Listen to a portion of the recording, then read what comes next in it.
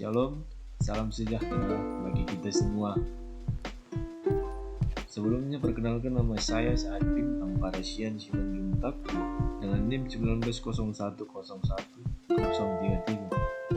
Adapun video ini saya buat untuk memenuhi tugas dasar-dasar pendidikan yang dibawakan oleh Ibu Lamundur Ashom dengan judul Landasan Pendidikan. Yang pertama, kita menuju pada pengertian landasan pendidikan.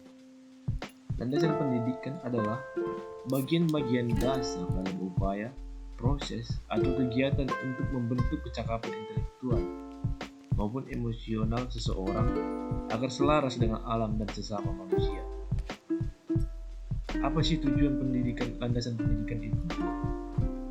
Tujuan dari landasan pendidikan itu menjadi hak seluruh manusia tanpa syarat apapun. Pemerataan pendidikan baik dari segi kuantitas maupun kualitas bagi seluruh umat manusia. Terjaganya hak pendidikan bagi seluruh kalangan tanpa terkecuali.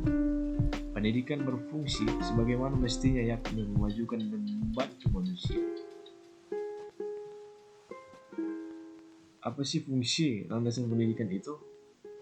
Fungsi dari landasan pendidikan itu ialah sebagai pijakan utama yang kokoh dan adil untuk memastikan keadilan pendidikan seperti dalam landasan hukum pendidikan.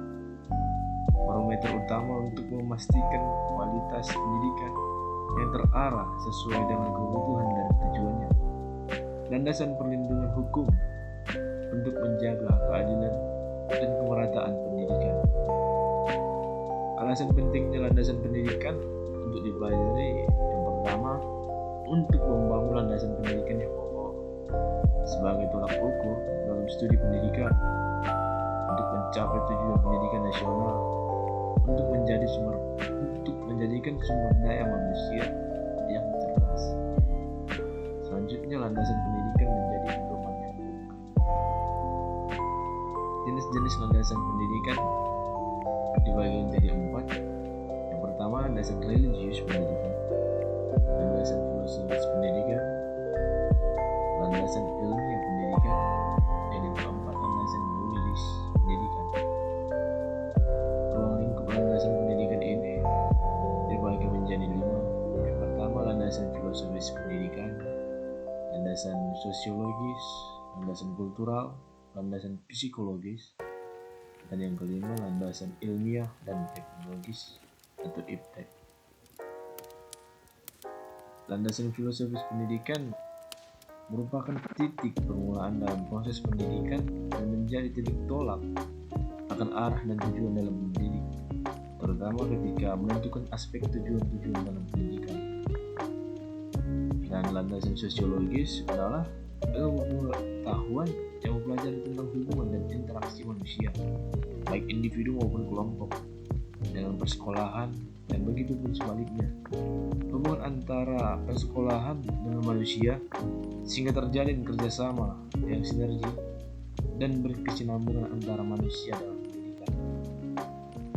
Dan landasan kultural pendidikan didasarkan pada kenyataan bahwa ada ketertarikan yang cukup kuat antara kebudayaan dan pendidikan. Kebudayaan yang ada dan berkembang dalam masyarakat akan menentukan bagaimana sistem pendidikan akan disusun dan dipraktikkan dalam masyarakat tersebut. Landasan psikologis, landasan sebagai ilmu yang mempelajari aspek kejiwaan manusia, juga merupakan salah satu ruang lingkup dalam menuntun landasan pendidikan yang akan dibuat. Hal ini dikarenakan dalam pendidikan, aspek psikologis pendidik dan juga siswa harus diperhatikan dengan baik. Berikutnya, landasan ilmiah dan teknologi atau IPTEK. Pendidikan sangat erat kaitannya dengan ilmu pengetahuan dan teknologi. Pendidikan ada untuk menciptakan pengajaran dan mentransfer ilmu pengetahuan dan teknologi. Yang kedua, saya menjelaskan asas Tutwuri Handayani. Asas secara historis, Tutwuri Handayani lahir sebagai semboyan yang digunakan oleh Ki Hajar Dewantara dalam sistem pendidikan taman siswa. Makna tuturi handayani adalah yang pertama, tuturi mengikuti perkembangan sang anak dengan penuh perhatian berdasarkan cinta kasih tanpa pamrih.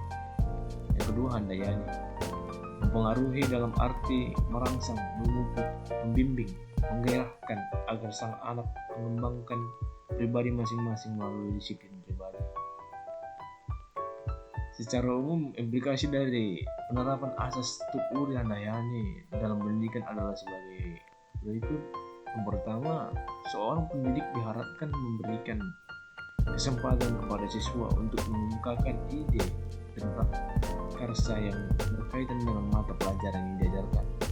Yang kedua, seorang pendidik berusaha melibatkan mental siswa yang maksimal dalam mengaktualisasikan pengalaman belajar. Yang ketiga, peranan pendidik hanyalah bertugas mengarahkan siswa sebagai fasilitator, motivator, dan pembimbing dalam rangka mencapai tujuan belajar. Dan yang keempat, dalam proses belajar mengajar dilakukan secara bebas tetapi terkendali. Interaksi pendidik dan siswa mencerminkan hubungan manusia serta merangsang berpikir siswa. Memanfaatkan bermacam-macam sumber kegiatan belajar yang dilakukan siswa bervariasi, tetapi tetap di bawah bimbingan guru. Yang ketiga, saya menjelaskan asas belajar sepanjang hayat. Belajar sepanjang hayat adalah suatu konsep, suatu ide. Gagasan pokok dalam konsep ini ialah bahwa belajar itu tidak hanya berlangsung di lembaga-lembaga pendidikan formal. Seseorang masih dapat memperoleh pengetahuan kalau ia mau setelah ia selesai mengikuti pendidikan di suatu lembaga pendidikan formal. Pendidikan sepanjang hayat sebagaimana dijelaskan dalam UNESCO Institute for Education 1979, pendidikan dikembangkan berdasarkan prinsip-prinsip.